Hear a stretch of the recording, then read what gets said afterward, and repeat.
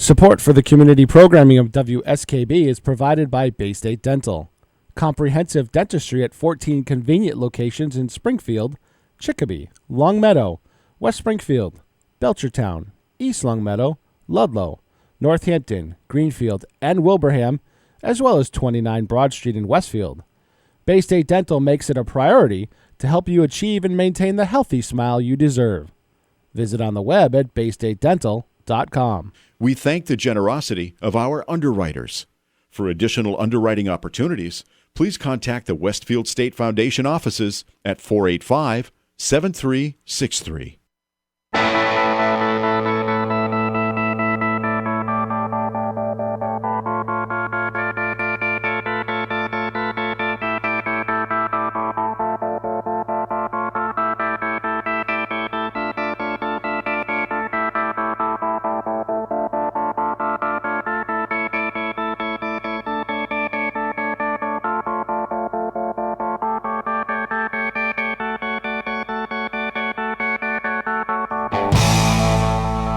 Good morning, Westfield, Mass. It is just after 6 a.m., Thursday, April 13th, 2017. Good morning to you all.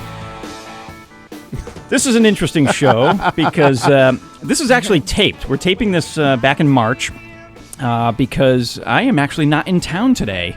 You're listening to the virtual voice of Patrick Berry. I'm actually on my way home from Florida right now, but we've taped the show back in March. And it works out perfectly because what? He'll be listening to himself in the car. You watch. No, not at 6 a.m., Pete. No, nah. Well, actually, I might be on the road at this point in the morning. I don't know. It's the annual time of year where I have to get my mother's car from Florida to Massachusetts. So gotcha.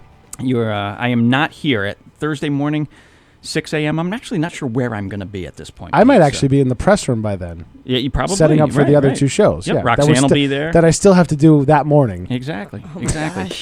So we're recording the show back in March, and I've got two guests lined up today. We're going to do 2 different hours, but it's all geared towards local people making it big. So, and it's all entertainment based. So this morning, for the first hour, I've got Chaunty Spillane, who's an actress, born and raised here in Westfield. And then in the second hour, I've got musician John Wysocki, who you may remember him. He's born and raised in Westfield, drummer by trade, and he's played in a bunch of bands. Stained is his most familiar band that you're probably going to be aware of.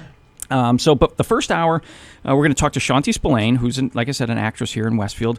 And, so good morning, Chaunty. Thanks for joining me on, this is a Saturday afternoon, so I usually say thanks for getting up early, so it's kind of a weird intro here. Good morning and good afternoon, and thank you so much for having me here. I'm honored and thankful. I'm glad. So I always start this with my guests. So give me your background. So how did little Chaunty Spillane say, you're playing with dolls and your Barbies and your stuff and you're doing whatever as a little kid.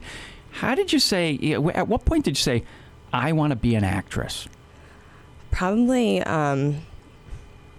when I was really young, when I was growing up with my meme, we would meet every Saturday, and just with my family. My dad would be working a side job, and it was in Enfield, Connecticut, and that's where they happened to live. So I would go there, and she would always show me like Disney and stuff like that, like traditional like old shows. Like, I don't know, many people might not be familiar, but Deanna Durbin. I don't know if you've heard of her. No, I've never heard of that one. She's kind of like a late 30s, 40s, 50s actress, as well as mostly a singer, kind of more on the opera side. She's That's up Bob Plass's alley. Or Auerbach, yeah. Yeah, they probably know exactly who that is. Very old Hollywood, so I watched a lot of stuff like that. Really? A lot of like Dick Van Dyke Show. Ah, a lot of like, obviously Mr. Ed. And wow, you're an old soul. Listen, watching all that old stuff. Yeah, TV Land was a miracle when it came around. I was like, thank you. Childhood all over. Car 54 and all those old things. That's funny. Good for you. Yeah. So you grew up watching that, and at what point, like, how old were you when you said, I want to do that? Well, when I was watching that stuff, like I said, it was probably just definitely when I saw that. It probably registered really when I was like 4. I don't know. Wow, that's young. Yeah, I was just so taken aback by Deanna's singing. She was the only singer that could actually bring me to tears. Wow. So, because it was just so beautiful. I was just like and it still happens to this day. So like I don't watch her around a lot of people because I don't like to like cry in front of people, but I don't want them to feel sad because it's just so beautiful. I can't help it. And so it really inspired me because she was the old Hollywood actress. Right. It was everything in line with what my childhood was about. My meme had passed like later in my life when I really still wanted to be an actress and a model and a singer and like a superstar of all sorts or something, and definitely involved in the arts. And I pursued acting in elementary school. And did you go through Westfield Public Schools? Yes. Oh, cool. Which elementary school? Southampton Road. Oh, very nice. Yes. Very nice. I love that school. So now, in the K through 5 world, they do a few performances, but nothing too major, but that's where you sort of got your start. Yep. And that was with Mrs. Palmer. She was my 3rd grade teacher. Kathy Palmer? Kathy Palmer. Who is a regular guest on our show doing historical stuff. Oh my Exactly, gosh. yeah. She's on the second or third Tuesday of the month with Ken. Yeah. Yes, that's great. I've heard her before, and I was like, oh my gosh, Mrs. Palmer. Yeah, I know that I was voice. driving on the way to Boston, going to do a gig for acting, and I freaked out. I'm like, and the That's part funny. where you don't get a lot of reception, and this radio station is one of the only ones that comes in really good. Yep. I didn't realize Kathy was a teacher. Yeah. Oh yeah, she's retired. Yeah. Amazing You just thought she was a farmer. Amazing. She's not old enough to retire. She brought us to her farm. It was Yeah. amazing. You just thought she was a Best farmer. field trip I've ever had. Wow. She has 100 head of cattle up on the north side of town. What? You didn't know that? How do I not know that? You're not paying attention while the show's on. You might be busy. Yeah. Wow. Okay. All right. So Kathy got you interested in it, and so then from there you went to North Middle School. Yep, North Middle School. And then participated for all 3 years in their drama performances. Yep, I did. Good for you. All right, I gotta catch my age here. What years are these that you were? Oh, I had to date myself a little bit. No, more like us. Yeah, exactly. Okay. Well, let's see. So middle school was probably back around like 2002. And I got slippers older than she is. I was in high school and from like, around like 2005 to 2007, but before that too. So, Oh, okay. yeah, those All right, were so my you years. did the middle school, drama performances.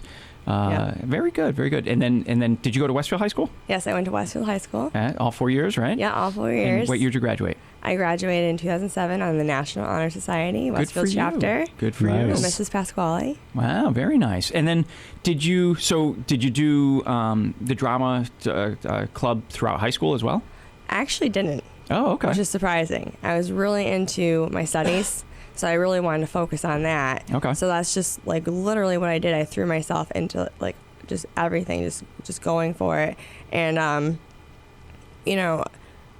the last year, my friend Peter Scuderi and some of my other friends, Stephanie and Kyle and Kevin and whatnot, they're like, oh, you should totally be a part of like at least something, because it's senior year, you haven't been a part of anything theatrical. Right. You've always done stuff with us growing up. So I was like, oh, so maybe I should do this. And they're like, come be a part of the one act plays, The one acts, yep. They roped you back in. Yeah, they did. They roped me back in, and I went in there not knowing what to expect. Yeah, with Mrs. Guyon, which is an amazing teacher as well, and she allowed me to put in writing what the class came up with a concept, along with Kevin and Kyle developing the evil nemesis of our protagonist. So you wrote the one act play yourself? Did you primary writer? Or? I was a primary writer. Very good. And what was the concept of the one act? The concept of the one act was it had to do with how we graduated in 2007, like 007. That was like really popular back very then. Cool. Wasn't there a movie that came out like 007, like right before? Yeah, I I think there was one, a Bond movie that's around that time. Yeah, it got a lot of press, I believe. Yeah, Yep. So we went off of that. So I was like, that's probably a good idea. Not even thinking marketing wise at the time, because I wasn't even thinking that way back in high school. I was into creative writing, and I wanted to be like a food writer and stuff like that. Wow. So totally different than what I'm going for now. So I lost track there. The one act. that's all Exciting. right. Yeah, the one act. That's how about the that. show works. You start doing it. Oh, and I got Pete will too sidetrack you all excited, the and time. I'm like, yeah. So the one act plays. So I said, okay, I'll do it. And so we did all the writing and everything. I literally wrote it the day before I got my tonsils out. Oh, wow. Oh, jeez. Yeah, so I was wicked sick, and I had Kyle and Kevin show up at my house, and I'm like, all right, we're gonna write this. So I wrote most of it before they came over, And then I wrote, like, put into dialogue what they wanted to write, and they helped me tweak it. Yeah, you piece it out, block it out, things like that. Yes, they did it. I couldn't have done it alone. Right. Everyone was, and we won Best Playwright. Good so for that's you. cool. So I told everyone that it was out on a high note. Thank you. My time is done. Yes, yeah, that's group funny. effort, though. Drop the mic, walk out the door. Very good. Very good. And then post high school, what'd you do? Post high school, my parents were like, well, you have to go to college. We really want you to go to UMass. And I had passed like the ACT and got a full 4-year ride to UMass, but it was really known as a party school back then. And I was really not a party person. Right. It's still known as a party school. Yeah. Ooh. But Monique is here, and my daughter's probably listening. But they have good education. As long as you apply yourself. It's you get like every school. Exactly. Same Just way. get a dorm in Northeast. Yeah, there you not Southwest. I just didn't know that, see? So, right. But I decided, well, culinary might be the best thing for me. I'm really good at it. I cook every year. So for Thanksgiving for like 15 people, Nice. And my dad usually would just like end up falling asleep because it was too early in the morning for him or something. So he's a silly one. So I would just end up cooking everything, like multitasking, like with the corn, with the warming drawer, with baking the turkey, basting it, tent foiling it, everything. So enough of that. But so I was like, I think I have some skills here where this could probably work as a good career. So I thought about it, outweighed the positives and negatives, did a pros and cons list, and I was like, oh, well, I wouldn't have to work out because it's a really physical job. But then eat while you work. Yeah, but then I didn't take that into consideration. And then until college, we're like, oh, the freshman 15. I'm like, what's that? And they're like, you'll find out. And I did. See me in May. Yeah, Right. exactly. I was like, oh, no. So where'd you end up going to school? Did you end up going to UMass or did you end up going somewhere else? I ended up going to Johnson & Wales University in North Miami. Yep. In North Miami. Yep. They have a Providence campus, and they have one in North Miami, as well as, I believe, South Carolina and Colorado. Yeah, they have multiple. Okay. Yeah. So I didn't know they had Miami, and my ex went to the Rhode Island one at the time. So I wanted, like, peace of mind, be able to focus on my studies, and I just wanted to be, like, as physically far away, too.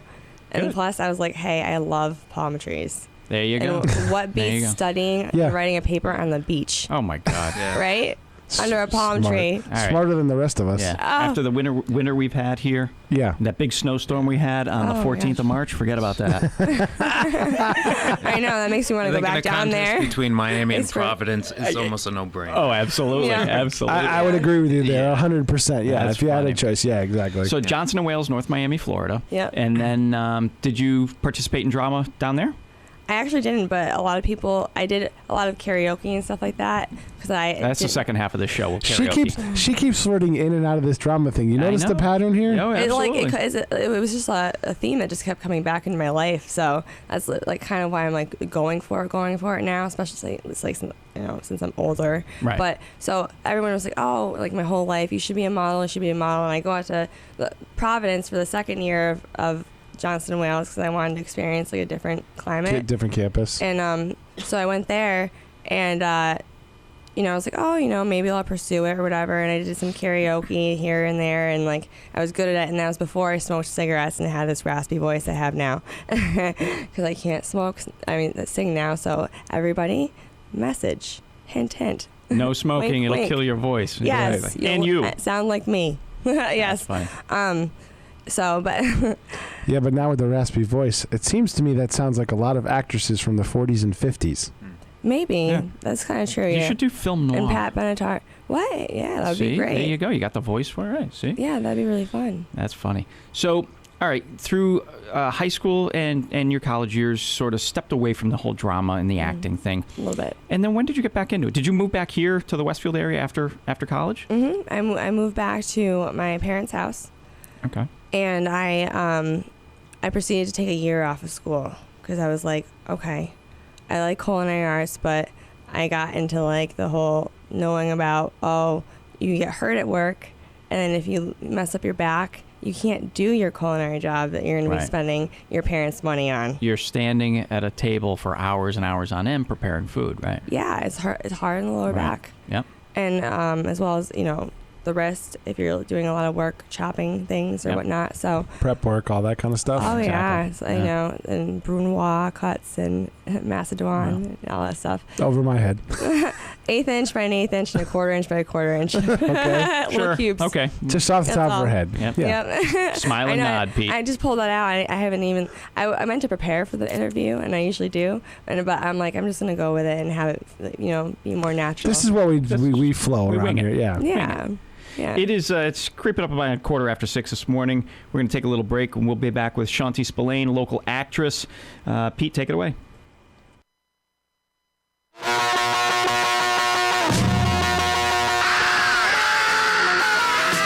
Say you want a revolution. Well, you know, we all want to change the world. You tell me that it's evolution. Well, you know, we all want to change the world. But when you talk about destruction, don't you know that you can count me out? Don't you know it's gonna be alright? Alright. Alright.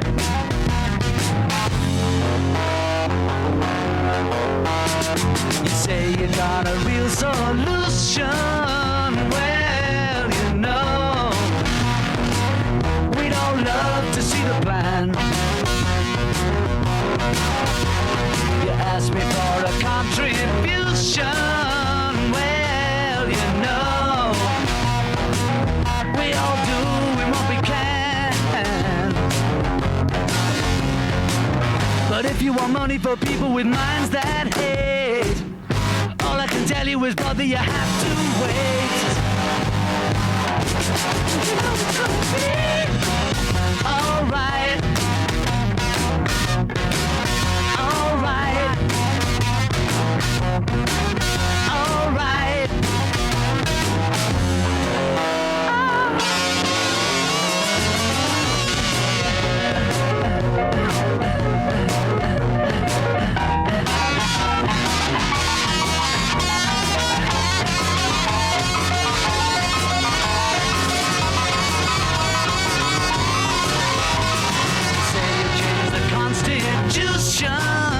Well, you know, we all want to change your head. You tell me it's the institution.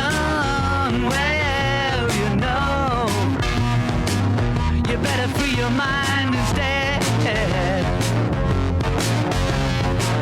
But if you go carrying pictures of Chairman Mao, you ain't gonna make it with anyone anyhow. You know it's gonna be alright. Alright. Alright. Alright.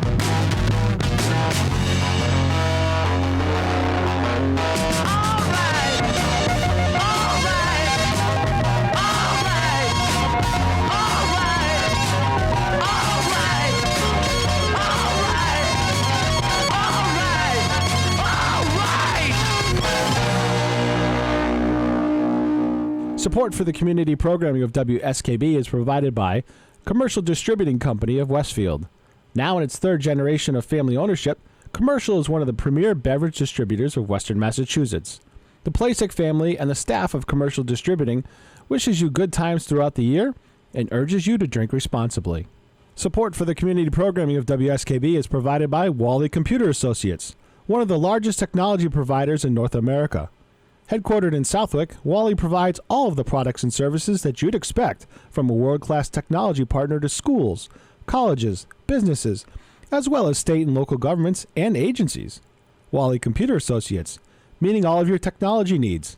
On the web at WCA.com. We thank the generosity of our underwriters. For additional underwriting opportunities, please contact the Westfield State Foundation offices at 485-7363. Wednesday mornings from 6 till 8, it's Tina Gorman with Wake Up Wednesday. Community Radio. 89.5 WSKB. Live from the campus of Westfield State University, this is 89.5 FM WSKB Westfield. Live around the world. You're listening to the Westfield News Radio Show on WSKB 89.5 FM Westfield. Here's your host, the owner of the Westfield News Group, Patrick Barry. Good morning again, everybody. Thursday, April 13th, 2017, just about 20 after 6 in the morning. We're actually up in the studio. We're actually, this show was taped about a month ago, even though I just said it's April 13th because that's the day you're listening to it. But anyway, right. We're live at we're taped in the studio. My guest this morning is a local actress, Chaunty Spillane. Good morning again, Chaunty. Hello there, or everybody. afternoon. This is confusing the heck out of me. Say morning. Good morning and good afternoon. Exactly. But Chaunty is an actress born and raised here in Westfield. You're born at a hospital somewhere else because Noble didn't have a maternity ward when you were born. That's true. Unlike it was back in the 60s when I was born. Mm-hmm. But Chaunty is a local actress, and she's brought a couple of guests with her. Care to introduce who you brought along? Absolutely. I would like to introduce first my partner and co-founder / co-CEO, Nate Dunn. How you doing, everybody? Good morning, Nate. So, Nate, what is it you do with Chaunty? I'm involved with the project with her. We have a thing going called it's the Cancombe Lady Comedy Improv Sketch. And what's it about? It's based around a character that we've kind of created together. Not after not mascara, makeup company. That's Lancome. I wasn't going to say the word. Right. It sounds like Cancombe. The thing that's most like is Cancombe. Right. Like whatever. I think that's like has something to do with Cannes, France? I don't know. Maybe it might be some sort of convention or something, but it's like huge or something. I've heard of Comic Cons? I don't know. Okay. It's Cancom, but it might be something like that. Okay. It's probably something like that. I have no idea. But I realized that after I made the Facebook page, I'm like, what is this? I'm like, at least it didn't spell it the same way. Yeah, there you go. So you're involved, Nate, with Chaunty in starting this, running this. What are you doing? Yeah, we've always kind of messed around with just playing with different scenarios and coming up with different things we think about and like situations and things that would be fun to act out or just like to think about it happening on the big screen and stuff. And so what types of, like, it's all improv. I think everybody knows what improv is. It's unscripted acting. Yeah, it's where you basically just sort of free. wing it. Kind of You're what we're almost doing today. freestyling it. Yeah, Yes. yeah. So what are some of the skits or sketches that you're improving? Well, we can tell you the type of style. Okay. They're really ridiculous. Kind of like this radio show. Exactly. But it's like it's some it takes like somewhat like lewd humor like that would be taken today, but not really like lewd, but it like translates it into something that's very like creatively. Sounds like vaudeville. Vaudeville? Yeah, a little bit like vaudeville. Maybe.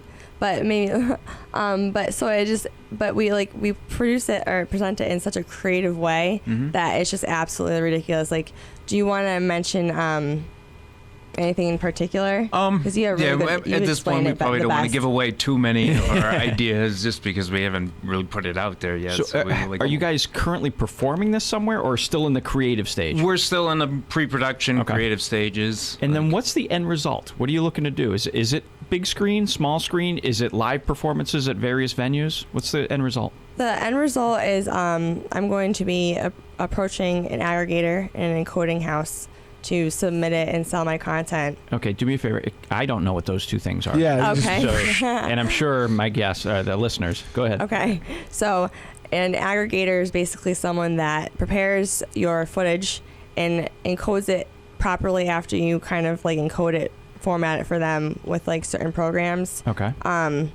And then you send it to them, and they're professional at negotiating and selling things to different distribution platforms and distributing companies, such as iTunes or Netflix or into the theaters. It just depends on who's interested in it and what you want to pay for as a package. Okay. And then the encoding house, once negotiated with the aggregator, will take everything and finally encode it as long as like they bought into it and like the content and think it'll be good to add to their platform or network, then they do that and prepare it so it's like the best quality and will fit like in with everything else and not like stand out as like poor quality or something. Gotcha. Okay. Yeah. Yeah, very good. So, and now how far along in the process are you? So far we are still raising funds. Yeah. But we do have everything planned out for location wise and everything. Oh, great. So Can you tell us where, or is that hidden or secret? It's a little bit of a secret, but it will definitely be a studio with ready to go. We have sets. a couple possibilities. One hopefully is a definite, and the other one is good for you. Absolutely, hopefully a definite as well. Either. Yeah, exactly. Yeah. So who's the young lady standing behind me? The young lady standing behind you is the lovely aspiring actress and my wonderful production assistant, Monique Gibbons. Good morning, Monique. Good morning. Thank you for having me. So, Monique, I got to ask you, how'd you get involved with these two guys? So, originally, I saw Chaunty's ad in the Westfield paper, and it completely struck me. I was like, oh, this would be a really great role model for me. If I worked side by side with her, maybe I can get some, like, ideas of like what the business really is, and since I want to get into that in about 2 years, like I can get like my eyes open to all the opportunities and use her as my own role model, which like I look up to her so much. Good for you. Oh, thank you. So now what are you doing with Nate and Chaunty now?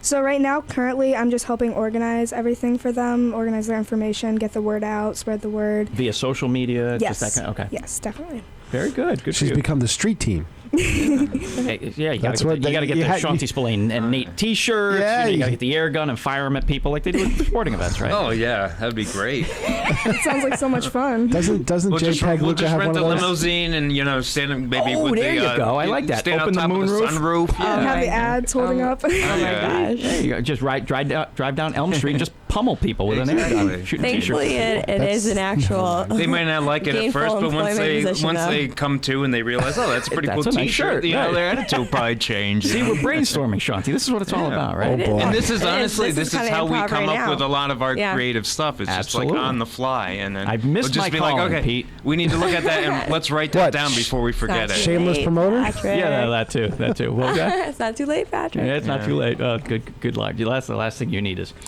unless I'm getting killed, I am not in anything. Yes, we had him in War of the Worlds. We brought back War of the Worlds as a radio show. We did it at the Westfield Technical Academy on the stage. Oh, Yeah. wow. And he says, A year and a half ago. Patrick goes, I'll be part of it as long as you kill me off. I says, we think we can do that. Sure You enough. didn't ask why? You wanted to die? Oh. No, On camera? Well, no. Not to sidetrack from what we're here to talk to you about.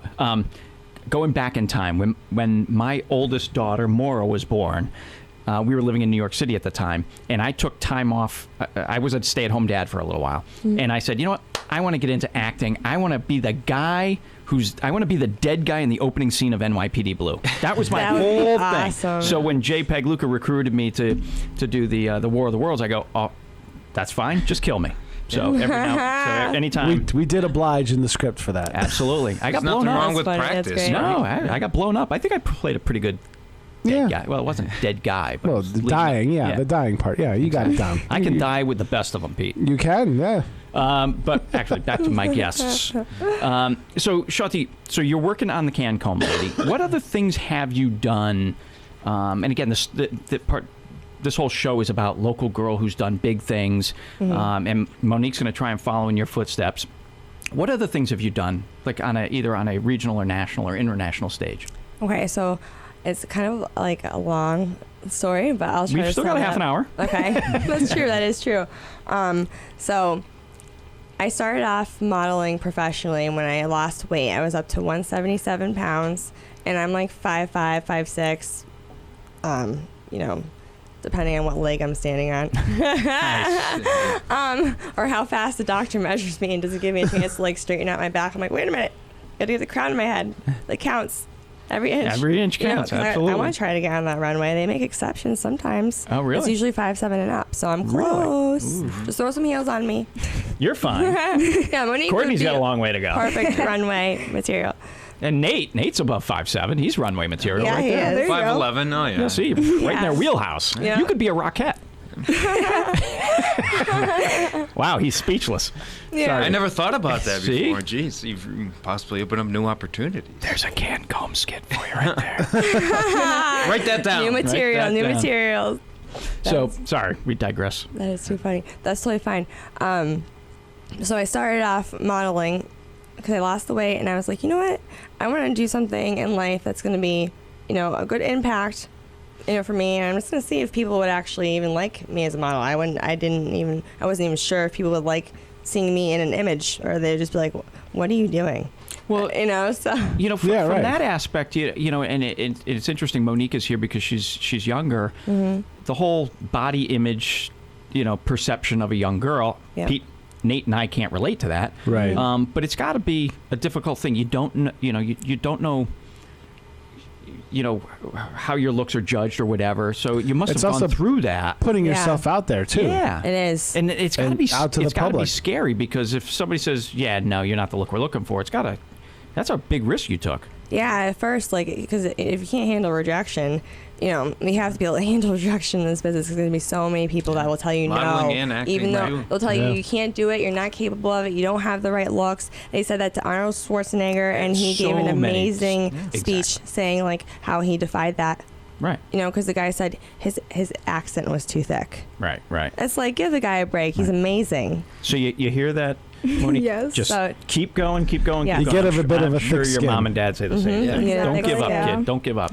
So you did some modeling. Did you ever grace the covers or pages of magazines or anything? Yep, I did. I had some editorials in some magazines that are internationally distributed and published in Canada. And then I was on 4 covers of 2 magazines in 2 years, as well as I got into, it just kind of all started snowballing, happening at once, starting Once off. you get recognized, it does.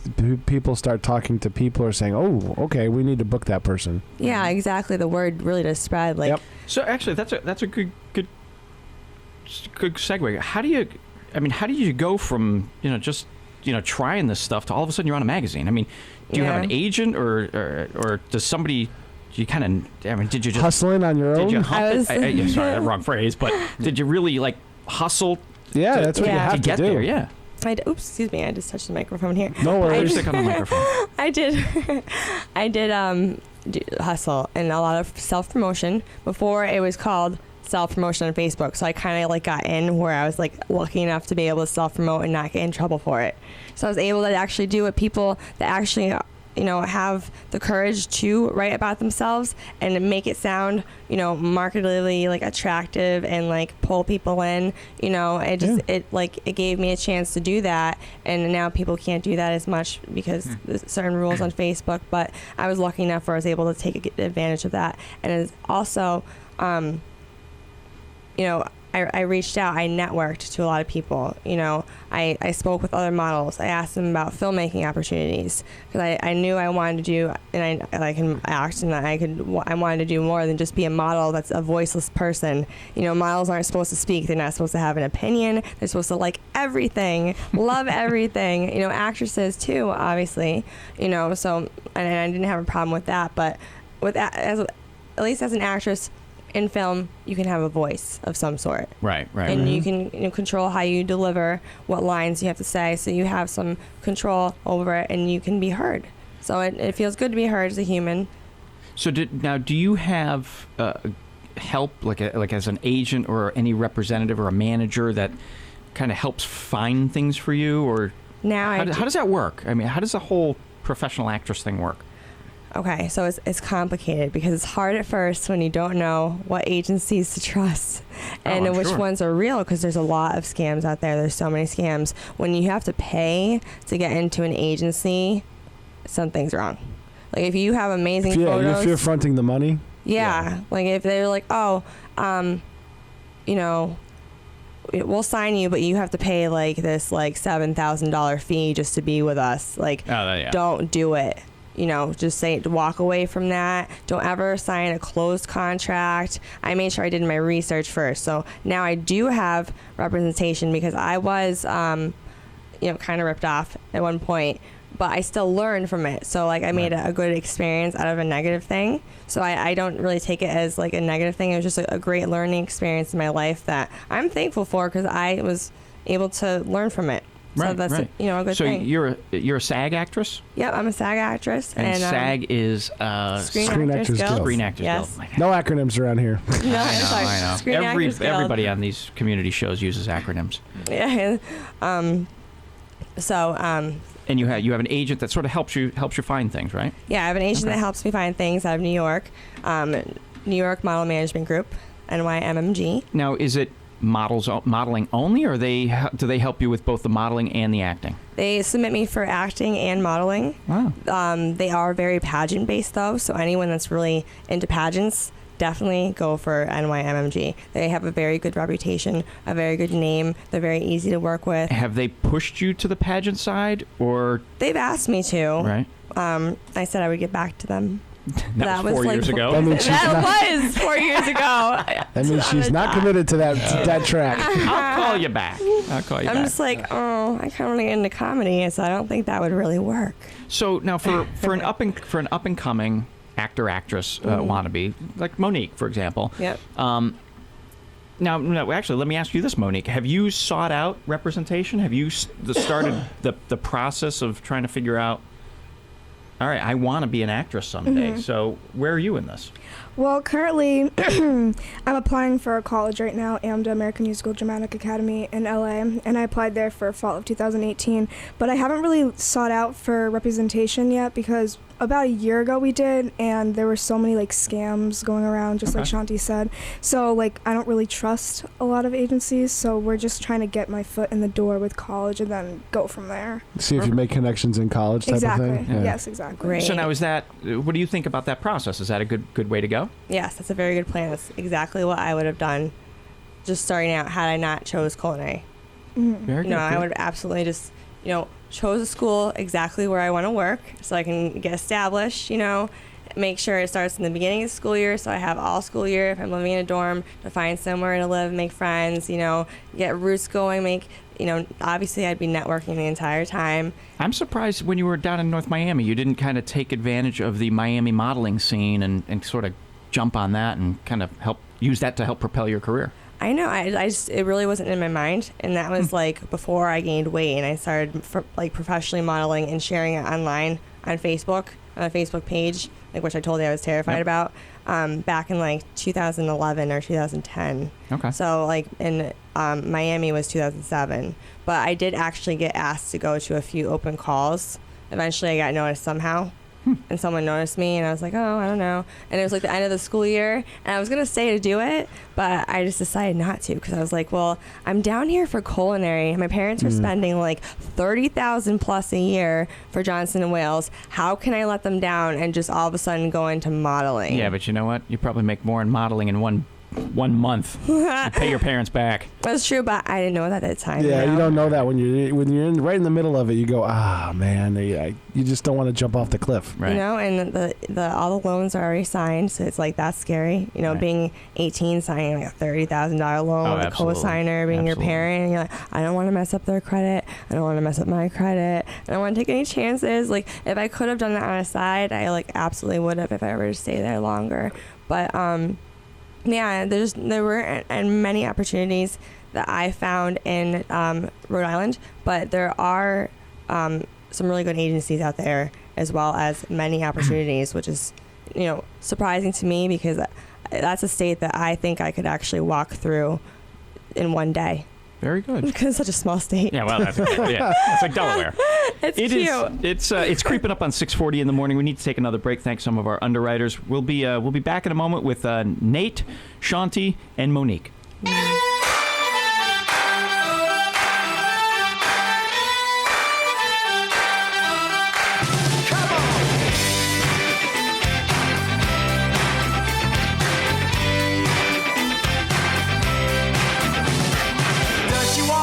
Does she talk? Does she come complete?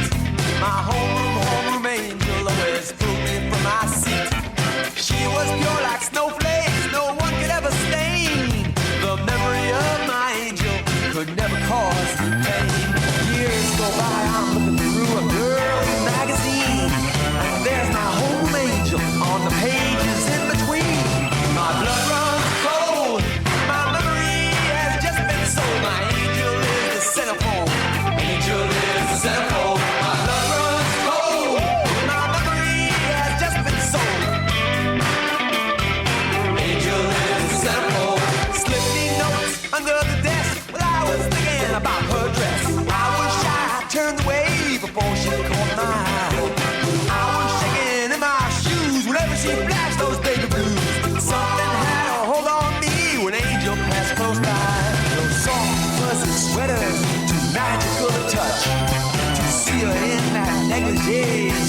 just too much.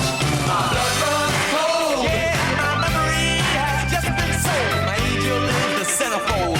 Angel is the centerfold. My blood runs cold. My memory has just been sold.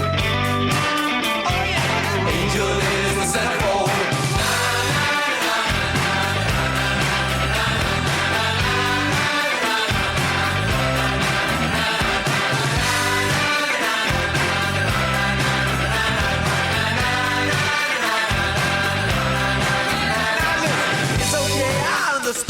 This ain't no never land. I hope that when this issue's gone, I'll see you when your clothes are on. Take your car, yes we will. We'll take your car and drive it.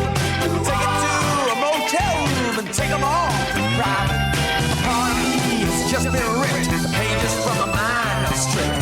Oh no, I can't deny it. Oh yeah, I guess I gotta buy it. My blood runs cold. My memory has just been sold. My angel is the centerfold. Angel is the centerfold. My blood runs cold. My memory has just been sold. My angel is the centerfold.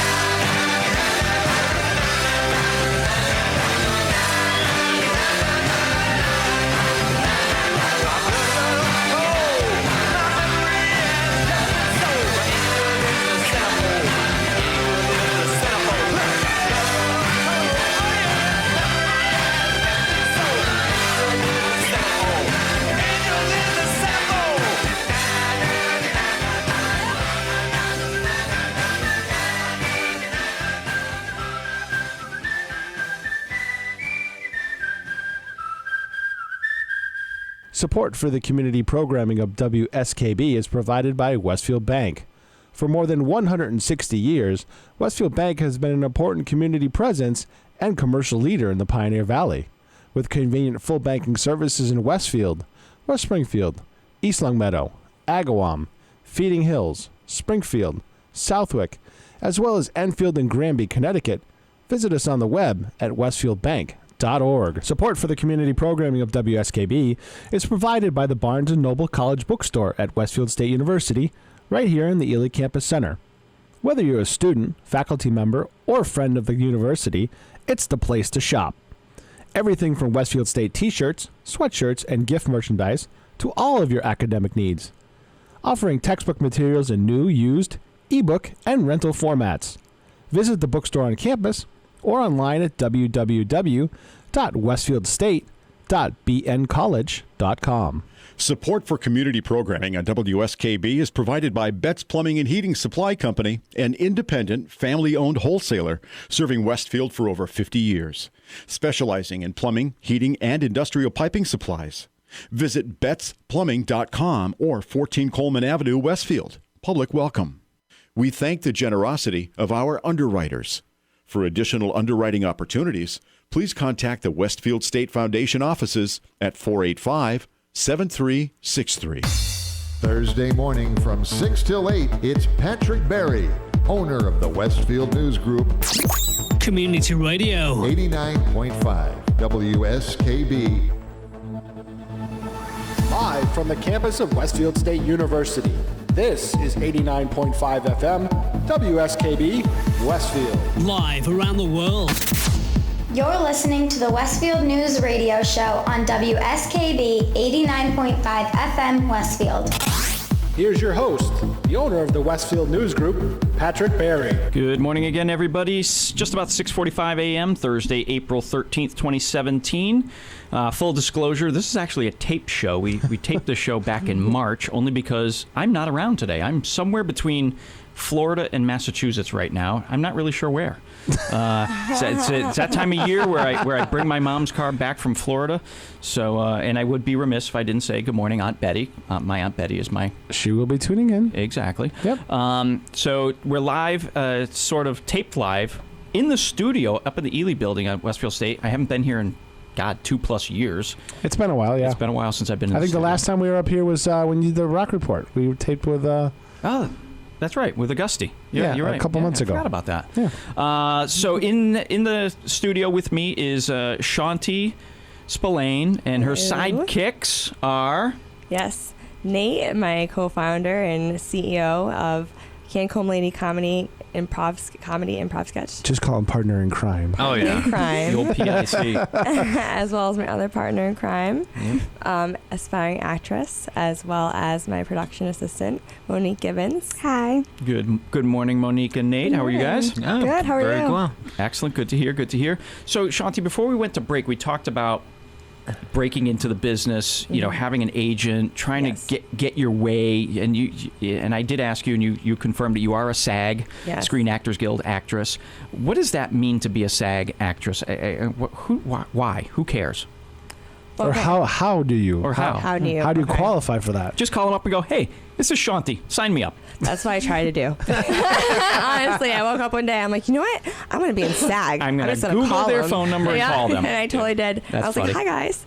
And they're like, no, we can't do that. I was like, well, how do I do it then? And they're like, okay, well, you need 3 waivers, which are contracts, but they're called waivers to work. Yeah. So contracts of work that you've done. So acting work. Like background acting that you would do on major motion pictures. Like Ghostbusters, I was in and stuff like that. Wait, the remake or the remake, right? Time out. You never mentioned anything about Ghostbusters. That's true. I totally forgot about that. With Melissa McCarthy, the female Ghostbusters. Yep. Okay. Kristen Wiig. Rebirth. So you were in that? Yeah. Which ghost were you? I was the main ghost of... you were a ghost? Yeah. I was joking. I was the main ghost along with LA actress Bess Roos, Gertrude Aldridge. She's the main ghost in that, spews ectoplasm onto Kristen Wiig. Okay. In the beginning of the film. And so she's kind of like a big theme. And the portrait behind her, that's actually my portrait. So it was kind of funny when we were on set. I was like, why do you have me standing like this for a portrait? And I'm like, they don't take portraits back then smiling. I'm like, they didn't show their teeth back then. This needs to be continuity here. And they're like, oh, thank you. And so I'm like, they pose like this. And I'm like, I'm sorry, I do some modeling. I usually don't speak up like this because I don't want to tell you how to do your job. But, this could be a good thing. So you give some creative input. Right. And it worked out. The key here is, Monique, if you try hard enough, you can be a ghost. Yes. And work with Paul Feig. Yes. There you go. You can strive, and if you get really well, you can vomit on a really well-known actor or actress. Well, if you get nervous in front of one, you can do that anyway. Well, on screen, yeah. Living the dream. Living the dream, exactly. Oh, my gosh. So anyway, back to being SAG. So you called them up, I want to be a SAG actress, and they said you have to have waivers. 3 waivers. Okay. So to casting directors, they're called waivers, but they're actually the contracts that you sign at the end of each shift. So I was contracted to work on a bunch of stuff with Boston Casting. They're a really good place to go to for... And Boston Casting out of Boston, Mass, or is that just Boston, their name? Mass. Okay. Yep. All right. So Boston Casting Inc. And that's with Angela Perry. She's amazing. And I want to give a shout out to my friend, celebrity chef and top winner of the Italian contest, Frankie Imbergamo, who got me Frankie Imbergamo, from the Emerald Live contest. Nice. Who got me in contact with Boston Casting and Angela Perry. So I had a wonderful time there. So it was great. So I told the casting director that cast me for Good Kids, because I was I was a featured actor in that. I was like, since I'm featured, you think I could get some SAG, waivers, because I heard they were giving them away on this, and I was like, please, I absolutely hate being non-union, because the reason why people want to be SAG is so they can have the union to protect them as well, if anything goes wrong on set, for pay, so if they want to use you for a role that they should be paying you more for, or you should be must join SAG, if you don't want to be must join SAG, they'll just not pay it, and you get the credit. But so it works, and it's give or take. It's do you want to make money? Are you more of an artsy person, or do you want to give and take and see how far you can get? Right. And be kind. That's kind of the difference between doing community regional theater and really wanting to be a national name. Yeah, and have it be lucrative. Yeah. And then also, so I was in Ghostbusters. I was the photo double for Bess Roos, as well as the photo double for the character Gertrude Aldridge for that film. And then for The Mysteries of Laura with Deborah Messing, back from 2014 to 2015-ish. I was the back of her, and what aired in 2015 but was taped in 2014, because I just happened, for whatever reason, to have the same shirt that she had on, and I had like the same kind of hairstyle and enough hair. Just sheer luck that you happen to be. Sheer luck. Wow, that's funny. It was crazy. It was great. It was the most wonderful experience. And and then I was also the double for Lana Del Rey in Sex and Drugs and Rock and Roll with Dennis Leary on FX. And where did all the shooting take place? Where did all these? New York City and Boston. Okay. Yeah, so I went, between those places. I did tons of different things in between, when I was non-union. Like, did I mention I did 8 TV commercials in 2 years? No. So I did 8 TV commercials in 2 years, one in Spanish and one was national. Oh, muy bueno. Muy bueno. That's the extent of my Spanish. Yeah. She meant pay the attention to Spanish. She meant the pay was good. Yeah. Muy. Yeah, go ahead. Muy dinero. Muy dinero. That's, I knew it was like mucho dinero. Mi amigo. That's actually a good segue. Okay, so you've done these things. You've been in Ghostbusters. You've been in FX. All these things, all these commercials. You must be a millionaire. I wish. That's just a small scale things. I'm telling you what I'm doing, but I'm trying to be humble. And I say that jokingly because we could ask your next guest in the next hour the same thing. It's hard to be an entertainer. Right. But again, we have Monique here who thinks, and again, and not nothing against her, but her age group probably thinks, oh, I'm going to be an actress. I'm going to be a millionaire. They have a better chance than back in the day. Really? Yeah. I would have thought opposite. Nope. No, YouTube revolution. There's so many people who have gotten discovered off YouTube and social media. Yeah. Instagram. I'm a public figure on Instagram. I don't know how I did that. Yeah, I can't. I showed up one day. I was like, "Oh, hello there. You look nice." That's interesting. I tried to get certified on Facebook as a business personality. A personality, and they wouldn't do it. Nope, they said we're not big enough just yet. keep trying for mentions. I know. Yep, just keep we'll going send them for it. ratings They'll do data, it. Pete. Yeah, we'll all exactly. think about these people need- who get like paid by YouTube and stuff Right. at this Right. point for their videos. Just like Just make sure 'Cause you they just have keep 2 doing it. admins for your page. And that's like one of the What is keys. it? 2 administrators for your page. Oh, then Jesus, I'm a celebrity. Yeah. I've got You 4 guys should admins to my Facebook page. You should have check marks and be Wow. verified. Oh, that's funny. Yeah, so I've been trying for that too a little bit. So now that you're a SAG actress, Yes. or not now, but once Yeah. you became a SAG actress, so you're representative in New York. Yeah. That kind of elevates you to a different level. Yeah. It opens up other opportunities for you. it sure does. Yeah. So now how does that work? So you have a representative down in New York. Yep. And what do? They sit there and things are fed to them, whether it be acting or modeling parts, and they in their head go, who do I know that's in my portfolio of actors and actresses that I want to tip them off to this? And at some point they say, that's Chaunty. Yep. Is that how it works? They do that, and they'll select a bunch of different models, or just if someone's like they believe in them and just know they're the only perfect person for that part according to what they're looking for, then they'll just send that person in all their information stats to what the director or whatever. And but I don't know too much because I'm not a casting director completely, but that's just generally what I've You know what? If you learned. know a casting director, put me in touch. Okay. I'd love to have them on this show. That would be pretty cool. I would love to introduce you to my really good friend Jodie Purdy. She's an amazing casting director, as well as Angela Perry from Boston Casting. Are they both casting based out of Boston? They're both based out of Boston. And then one of my amazing cast members for the Cancombe Lady Comedy Improv sketch, Christine Jenna Solano. She owns Bella Models out of Boston, which is another great agency. There's also Andrew P. Wilson. He's a great casting director and agent, and he owns his own. He started off working at Model Club, which is another amazing agency. They're very fun to be a part of. They throw a lot of parties and stuff. They're extra fun. Good. Than other agencies. And then there's Maggie, which is the most serious, Which one? I think most prestigious, Maggie Inc.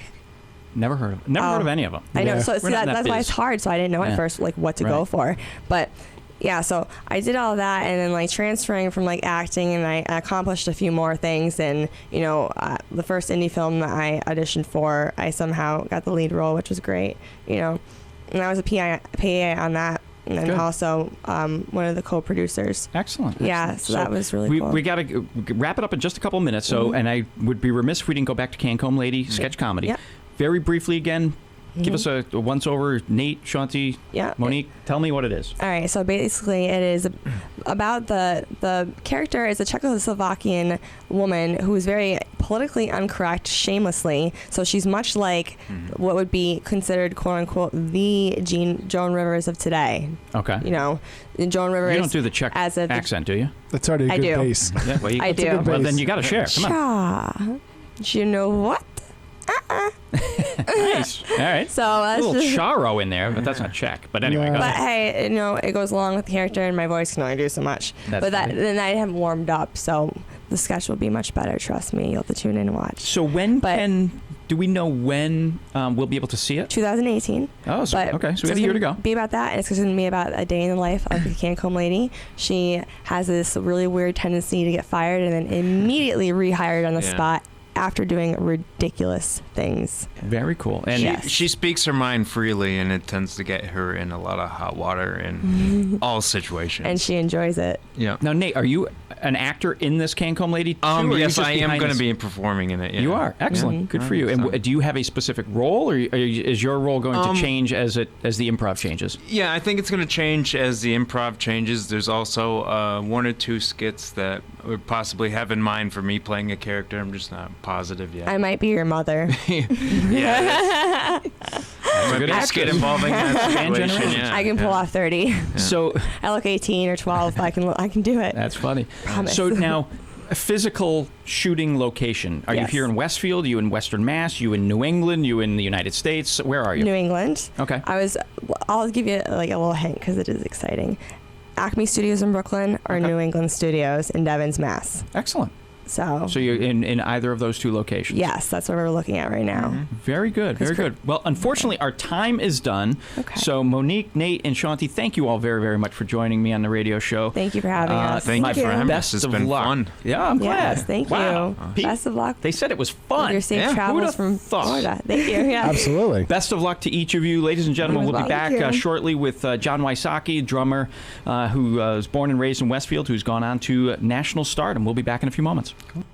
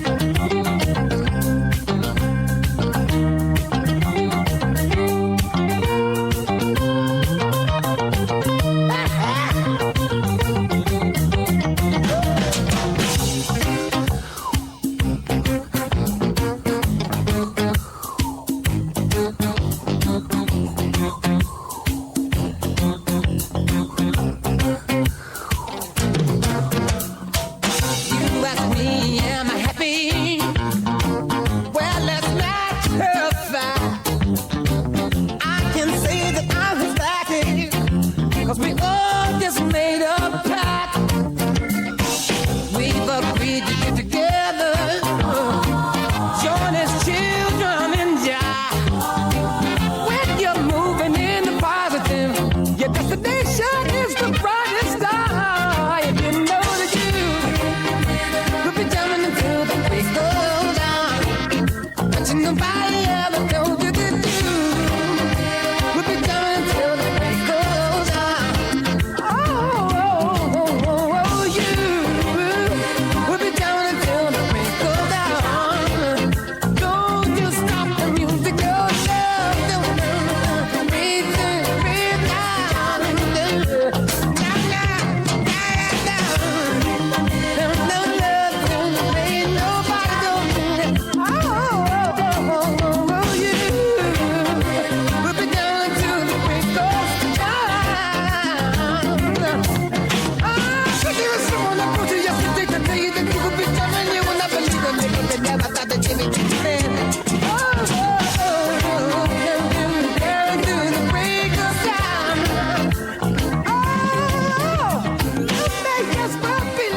WSKB's programming is generously underwritten by Whip City Fiber.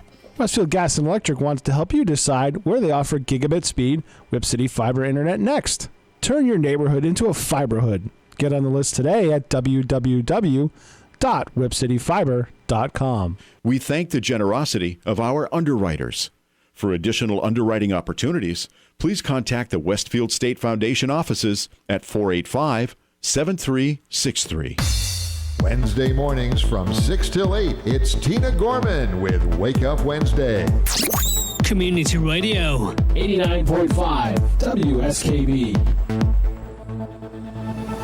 Live from the campus of Westfield State University, this is 89.5 FM, WSKB, Westfield. Live around the world. You're listening to the Westfield News Radio Show on WSKB 89.5 FM Westfield. Here's your host, the owner of the Westfield News Group, Patrick Barry. Good morning again, everybody. It's just after 7 a.m., Thursday, April 13th, 2017. We are, with full disclosure, this show is taped. We've taped it back in March because today, Thursday, April 13th, I'm actually not in Massachusetts. I'm somewhere between Florida and Massachusetts. Traveling through time and space. Exactly. So you're listening to the voice of me, but I'm not really here. Yeah. It's weird. The second hour of our show it features I'd like to say young man, John, but you and I are getting old. I hate to say it, buddy. But a man. You're right. And John Wysocki joins us live on the phone from his home. And where are you now, John?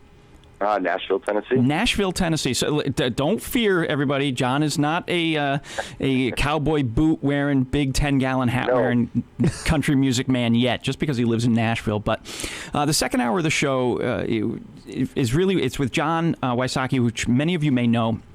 Born and raised in Westfield, a professional musician and a drummer at that. So good morning again, John. Thanks for joining me. Oh, thanks for having me. So what I like to do, John, with all my guests is start out with the background. So born and raised in Westfield, right? Grew up here, did music lessons here and so forth, right? I did all of that, yeah. So, public school kid, right? Yep, public school. Well, and actually for high school, I went to private school from my freshman to junior year, which now I guess in the big picture kind of seems like a waste of money for my parents. Which school did you go to? Wilbraham and Munson Academy. Oh, okay, really? Yeah. I didn't know that. Okay. Yeah. And then where'd you do your senior year? Westfield High. Oh, okay. You know, it's funny because when I recruited you to be on the show, I was talking to a couple of people, and one of them you may remember, Dan Knappich. Sure, of course. And I was telling him about it, and I said, you know, you and I, John, we're like 3 months apart in age, and we lived around the corner from each other. You were on Tannery Road, and I was in Birch Bluffs, but our paths never really crossed much growing up. Right? And I want to say maybe but I remember your sister, and I don't know why, but she's considerably younger than us, right? No, she's only a year younger than us. Oh. We're pretty close apart, like a year and a few months, but... Oh, that's funny. So, and I want to say you and I maybe rode the bus together for a year or two, again, in, like, we must have been in middle school, like, below 8th grade. Right. Yeah. Oh, that's funny. Now, did your sister? Did she go to public school, or did she go off to Wilbraham and Munson too? No, she actually did go to public school. Maybe that's why I remember her more from high school. She was around more, and you weren't. Exactly. So going back in time, John, when did you get the music bug? Oh man, when I was about 2 or 3 years old, I started banging on my mom's pots and pans. Oh, she must have loved that. Oh God, yeah. Well, she had to deal with it forever, so. That's funny. Yeah, so it was at that age, and then my dad went out and bought me a drum kit, and it got louder around the house. Now, did you ever take drum lessons, or did it just come to you naturally? Well, both actually. I did take some lessons. They always start you out on the snare drum, and I was one of those guys who really just wanted to play the drum kit. So, my poor teacher would give me a lesson to learn, and I would just learn to play the drum, like the whole kit. Wow. Instead of playing rudiments and things of that nature. So yeah, I was that guy. Okay. So and then growing up, before you went off to high school, you went through Westfield Public Schools. So were you in the school bands growing up? Oh yes, yep, I was. Actually, I played not only drums, but I also played trombone. Oh really? Yeah. Yep, I did, and I actually played for a very short period of time when I was younger, violin. Oh wow! Okay. Yeah. Now, so if I was to pick up either one of those instruments right now, I mean, they would just be absolutely awful. Well, it's funny because that was my next question. I was going to ask you if you're still playing other instruments at all. No, I mean, I've messed around with the guitar a little bit here and there, but I wouldn't consider myself a guitar player. Gotcha. At all, especially in this town, that would be really dumb. Up here in Westfield, you're probably a great guitarist, but down in Nashville, not so much. No. Still not even in Westfield. No. Too funny. So when you got out of high school, what did you do? I mean, did you stay locally here in Westfield, or did you kind of go out and then come back? Because I know you spent a lot of time here in the 90s, playing the club circuit. But what did you do right after high school? Right after high school, actually, I was in a band. It was more of like a traveling kind of band. So I remember I graduated from high school, Westfield High, and basically got on a plane like 3 days later, and we were down in the islands. We played down in the islands for basically the whole summer. Really, like the Bahamas, Caribbean islands? No, it was St. John, St. Thomas. Oh wow, okay, still okay. That's nothing to sneeze at. Yeah, right.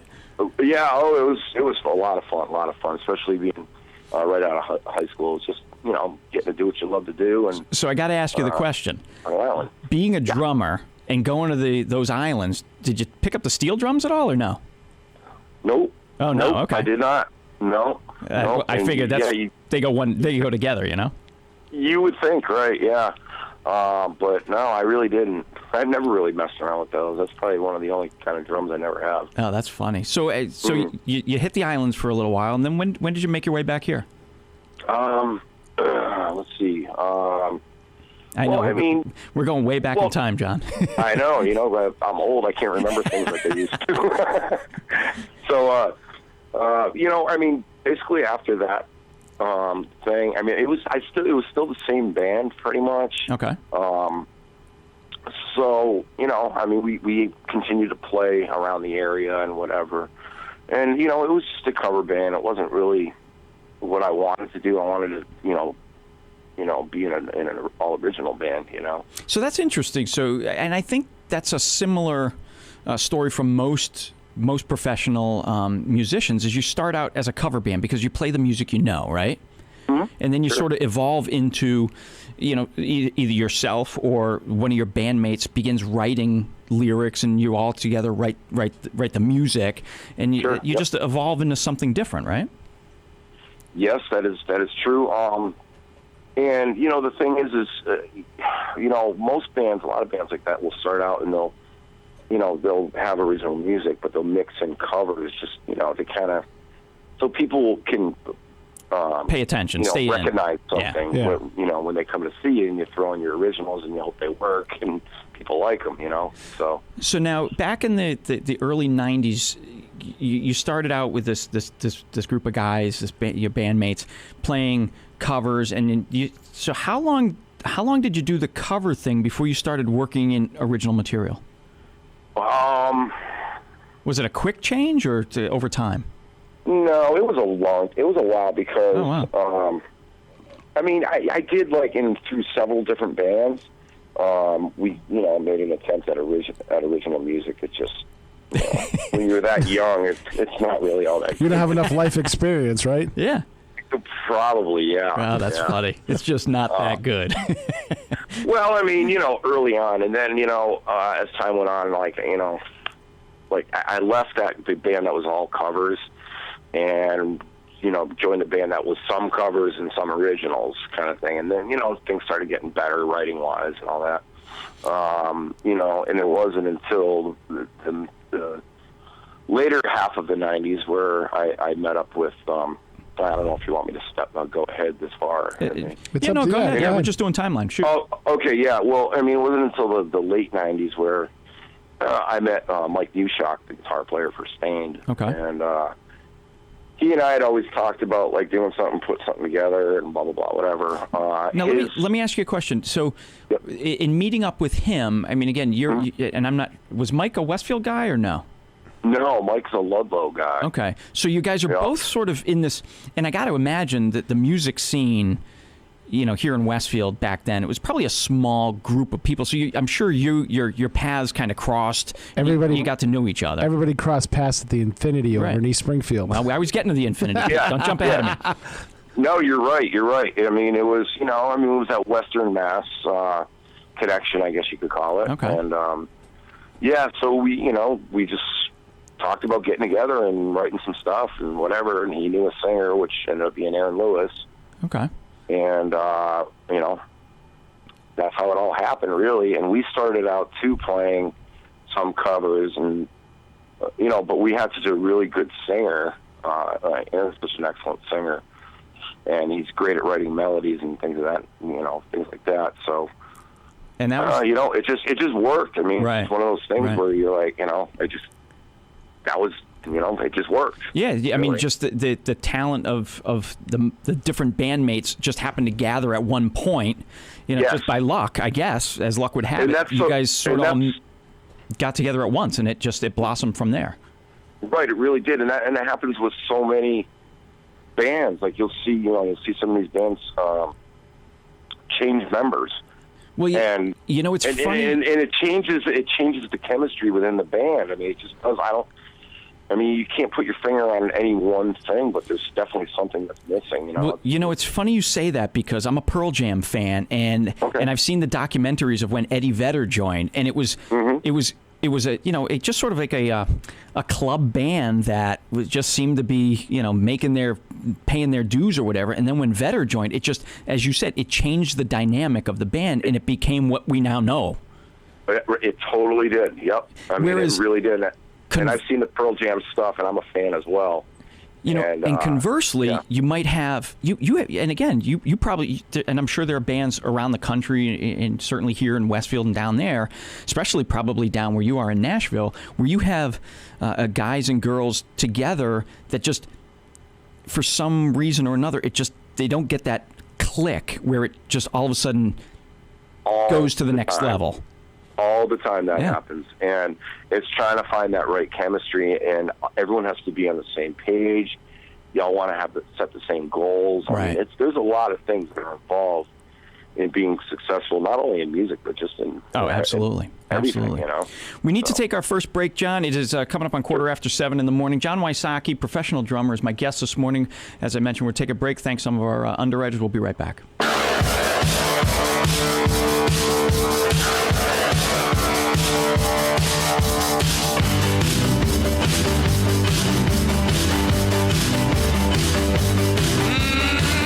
Hold on tight to your dream. Hey, hold on tight to your dream. When you see a ship go sailing, when you feel your heart is breaking, hold on tight.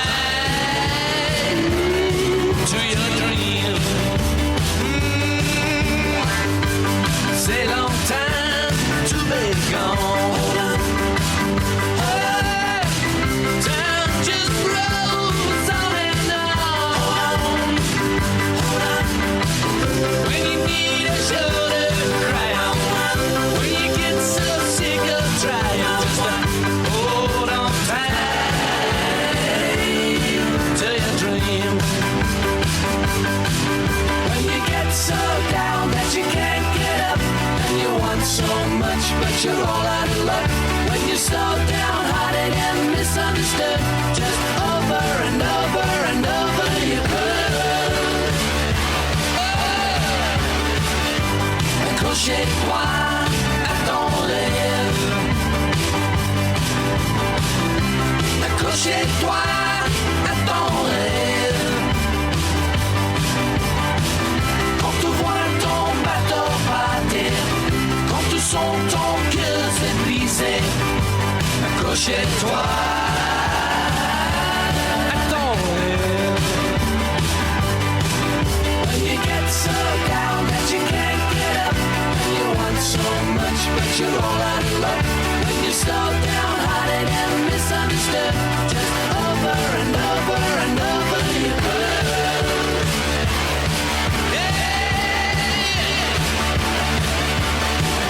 Hold on tight to your dream. Yeah. Hold on tight to your dream. Yeah. When you see the shadows falling, when you hear the cold wind calling, hold on tight to your dream. Ooh, yeah. Hold on tight to your dream. Yeah. Hold on tight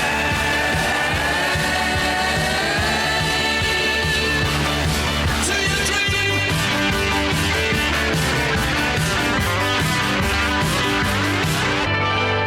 Support for the community programming of WSKB is provided by Commercial Distributing Company of Westfield.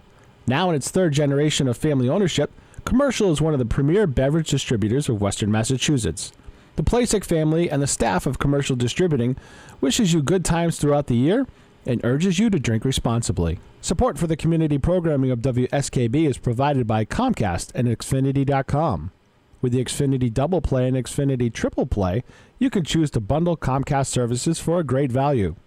Experience Xfinity TV, Internet, home phone, and home security services. Explore all that Xfinity has to offer in the Westfield area on the web at Xfinity.com. We thank the generosity of our underwriters. For additional underwriting opportunities, please contact the Westfield State Foundation offices at 485-7363. Wednesday mornings from 6 till 8, it's Tina Gorman with Wake Up Wednesday.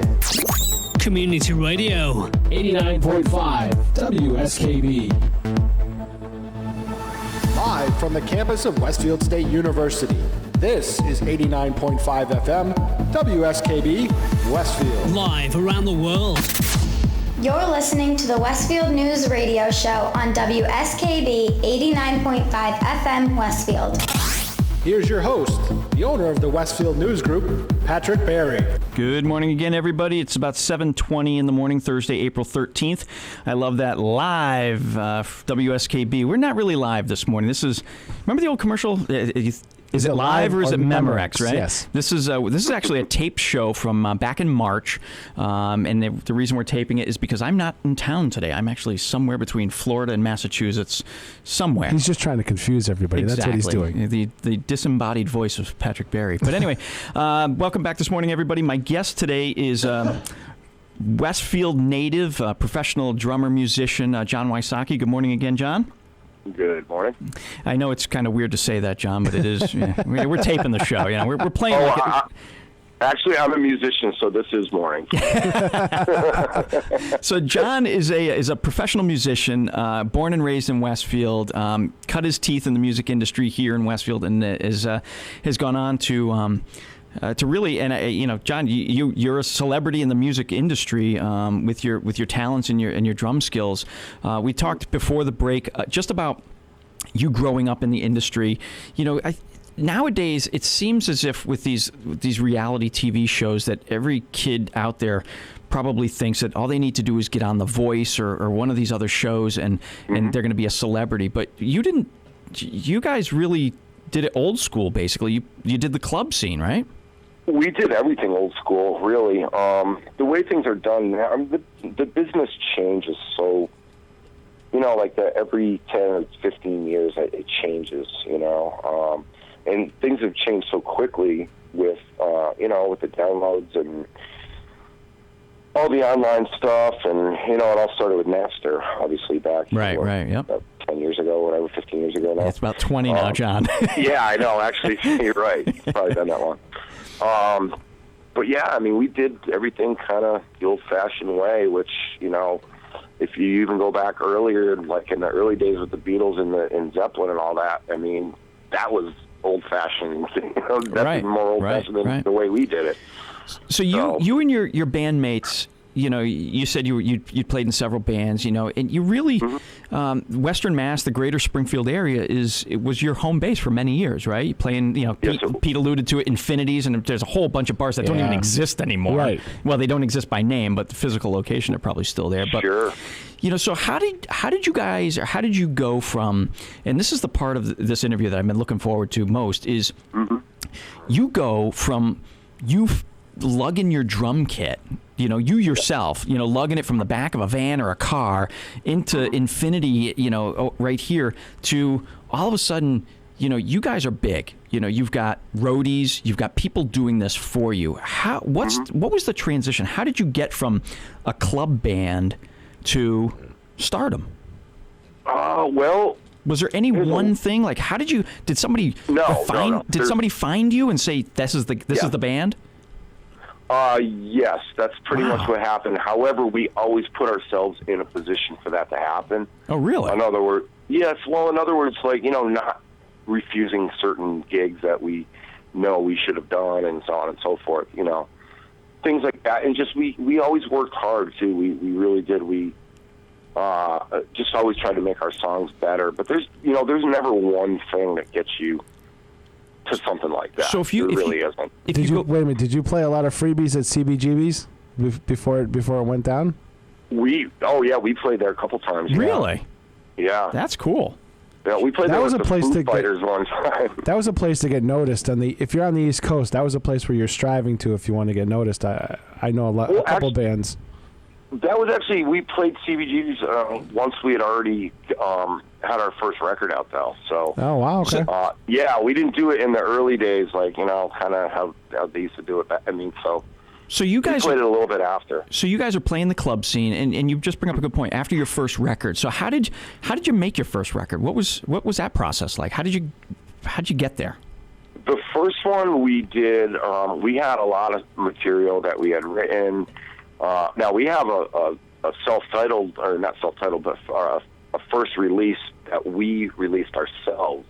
It's called Tormented, and but our first major label record was called Dysfunction. Okay. And that's the one that we really got recognized on, was that. Now, let me interrupt you there. Is it the difference between self-published and label published? Was that the key which took you from one level to the next?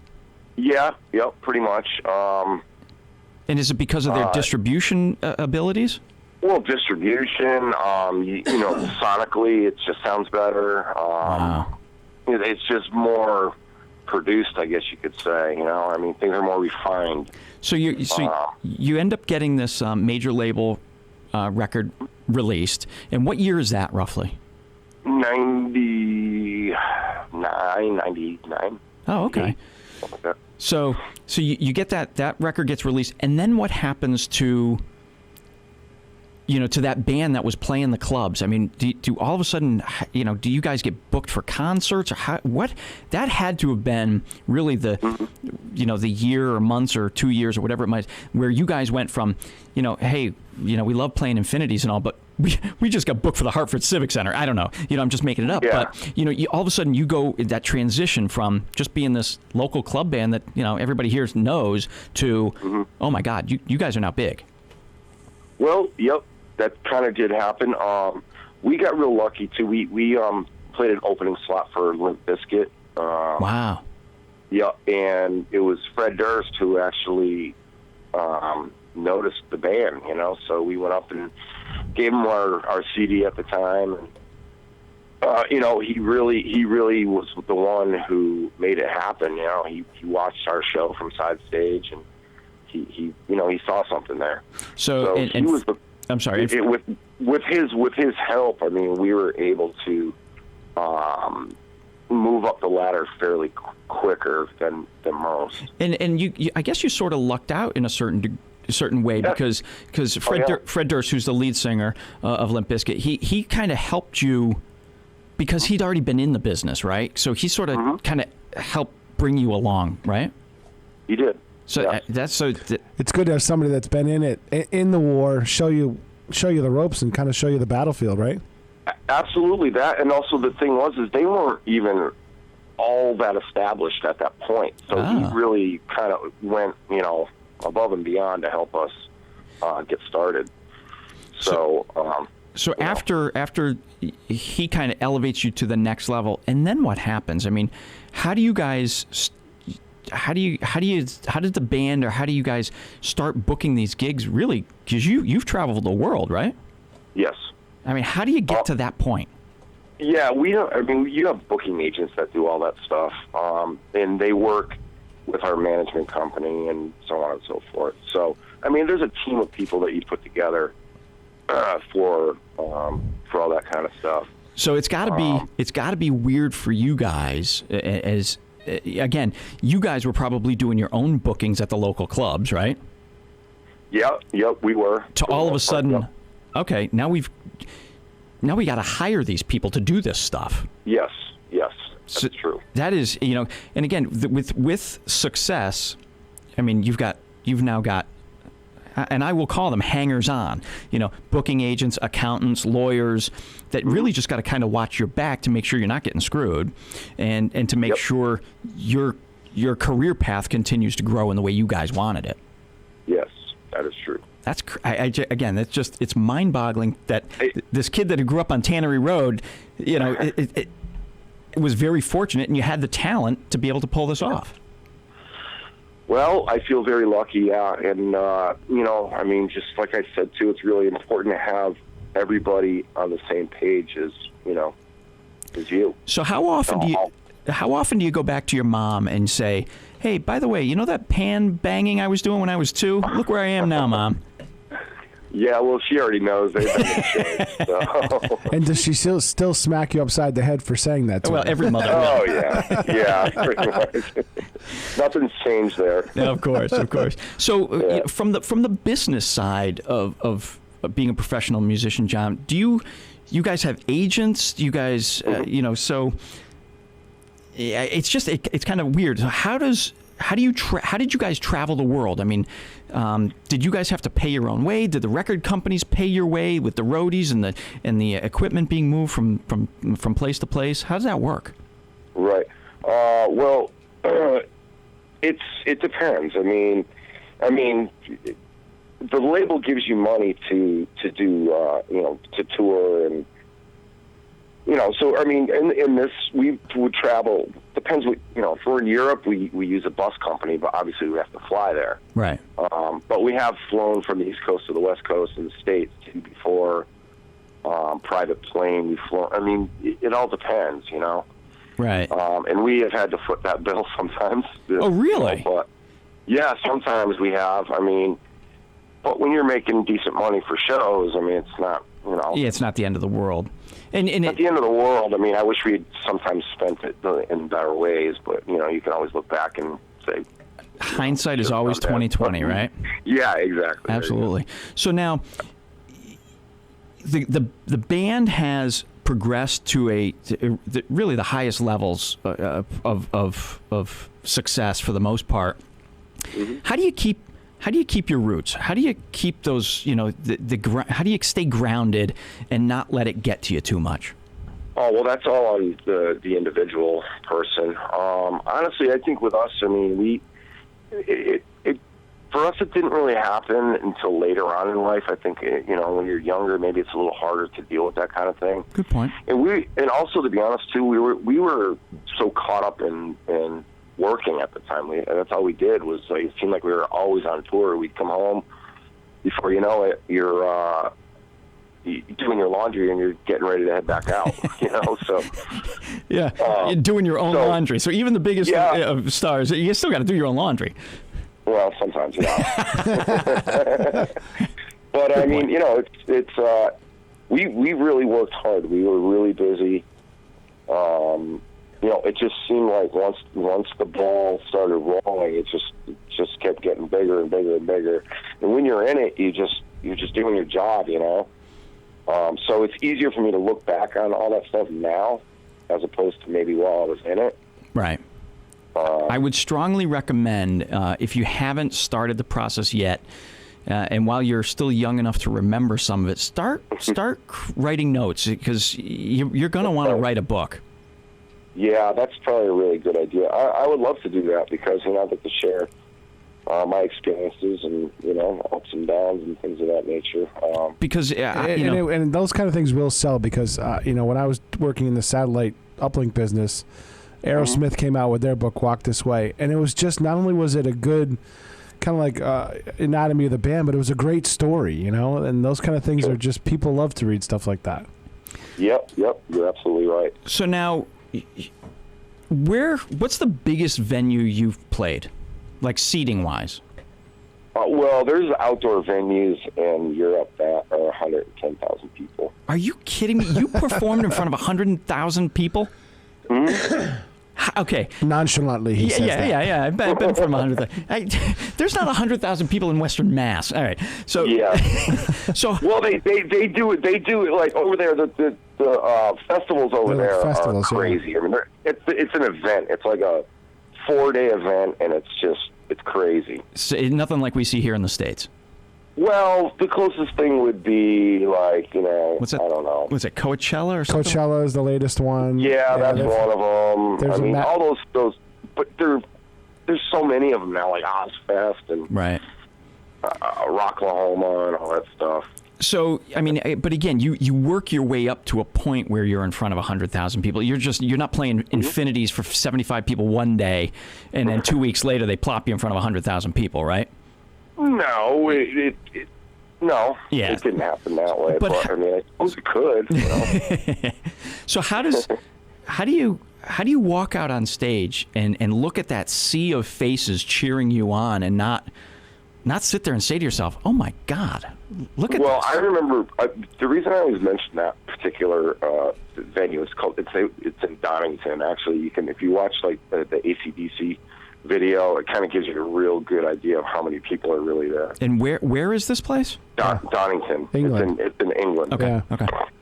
So anyway, the first time that we did that, I remember waking up out of my bunk, and like we had hung out with all the bands the night before, because we got in that night before. So my tour manager wakes me up. He's like, "You guys are on in like 30 minutes." Oh, so Jesus! Like, whatever. Can I put my clothes on? Whatever. Get ready to play. And I walked out there. I had no clue like how many people. I knew it was a big festival, but right. Like it literally looks like it just drops off. Wow. Of people. Yeah, it's crazy. It was crazy. So and that was. Are you nervous at all in front of this type of crowd and think to yourself, holy smokes, I better not miss a beat or anything? No, not at all. Because I mean that's where I feel most comfortable is behind my drums. So. And the drummer is always the guy who's stuck in the back, so people aren't really looking at you much. I hate to say it, So you've got the ability to be a little nervous. Well, I'm being a drummer. I'm going to disagree with you. I respectfully disagree, because I'm the one who watches the drummer more than I watch the singer. But yeah, you're probably right. I got to tell you, John. Whenever I go to shows, I'm the same. I always watch the drummer. See? Because I got to tell you, that to me is the talent. I don't know how this one. Well, you're running the groove. You're running. Yeah, you're keeping everybody else in time. That's your job. Yeah. It's funny. I think I mentioned to you when we spoke the other day on the phone. I'm a huge U2 fan. So Larry Mullen Jr. That's the guy I watch. Whenever I see U2 play, I keep my eye on that guy, because it's just the drummer is just it's. And I'm not just sucking up to you. I think the backbone of any band is the drummer, because they keep the beat going. Oh, I agree. So now, you're living in Nashville. What are you doing nowadays? Now I am playing with this younger artist. Natalie Brady is her name. Brady as in like Brady Bunch, Tom Brady, whatever. And we're almost done with her songs. and we've been working real hard on that. We have a really good producer out here. His name is Kent Wells. He's done like a lot of the Dolly Parton stuff, Reba McEntire, so on and so forth. So what genre of music is it? What we're doing is it's like a pop rock country thing. Okay. I guess you could say they could, and I'm just trying to combine the flavors of what she is and what she does, and what we play. So that's kind of my best. Because your background, your musical background has really been, heavy rock, and I wouldn't. But also, I listen to a lot of funk music too. Okay. I mean, I grew up with the Stevie Wonders and the Michael Jacksons and the great music. Fire. Yeah, absolutely. Yeah. So, taking it, and I hate to say it, taking it down a notch from what you're used to, and what you did for 20-something years, how easy or difficult is that to do? Well, I feel like you learn from every situation you're in, so which is great for me, just to kind of branch out a little bit and try something different, Right. Or a little bit different. It's not a ton different, but I mean it's definitely different. It's still playing. You just always want to keep learning, Right. So, did you get bored with the old style music that you guys were doing for so long? No. I think you're just evolving with the way the business is going. There's no more there's no more pop, there's no more country. It's kind of all merged into one pot again, where it was in the 70s. Absolutely. You nailed it right there. Yes, you're right. It's like country music, like the country radio stations down here. I listen to some of it, and I'm like, man, that ain't country. Actually, it's funny because Aaron has a song called "That Ain't Country," too. Oh, that's funny. Yeah, actually, if you listen to this song, he nails it too. It's perfect, dead on. It's great. It just almost seems like we were in the 70s, where you look at a top 100 from the 70s, and it's all over the map, and it seems like we're drifting back that way. Yeah, it does. I mean, it's really strange, but I think you said it perfect. It's all just kind of one thing now. You can hear Metallica and Britney Spears on the same radio station. You know what I mean? Shoot me now, man. I know. Well, whatever. It is. It's what it is. It's 20 of 8. We got to take another break. John Wysocki, professional drummer and Westfield native, is my guest this morning. We will be right back after this.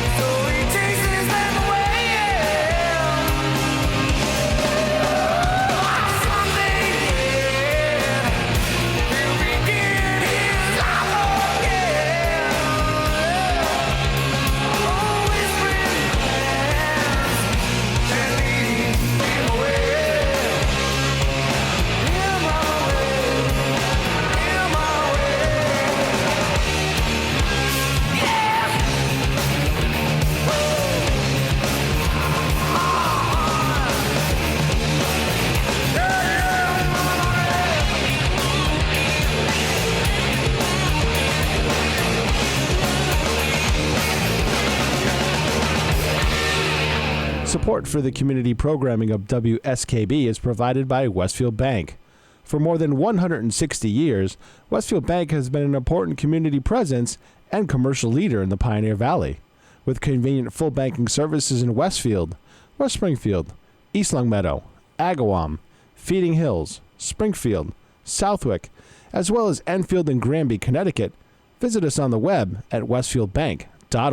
Support for community programming on WSKB is provided by Betts Plumbing and Heating Supply Company, an independent, family-owned wholesaler serving Westfield for over 50 years, specializing in plumbing, heating, and industrial piping supplies. Visit bettsplumbing.com or 14 Coleman Avenue, Westfield. Public welcome. Support for the community programming of WSKB is provided by the Barnes & Noble College Bookstore at Westfield State University, right here in the Ely Campus Center. Whether you're a student, faculty member, or friend of the university, it's the place to shop. Everything from Westfield State t-shirts, sweatshirts, and gift merchandise to all of your academic needs. Offering textbook materials in new, used, ebook, and rental formats. Visit the bookstore on campus or online at www.westfieldstate.bncollege.com. We thank the generosity of our underwriters. For additional underwriting opportunities, please contact the Westfield State Foundation offices at 485-7363. Thursday morning from 6 till 8, it's Patrick Berry, owner of the Westfield News Group. Community Radio. 89.5 WSKB. Live from the campus of Westfield State University, this is 89.5 FM, WSKB, Westfield. Live around the world. You're listening to the Westfield News Radio Show on WSKB 89.5 FM Westfield. Here's your host, the owner of the Westfield News Group, Patrick Berry. Good morning again, everybody. It's about 7:45 in the morning, Thursday, April 13th, 2017. And we are sort of pseudo live at the WSKB Live to tape, studios. yes. Live to tape, yeah. Is it live or is it Memorex? I love that old thing.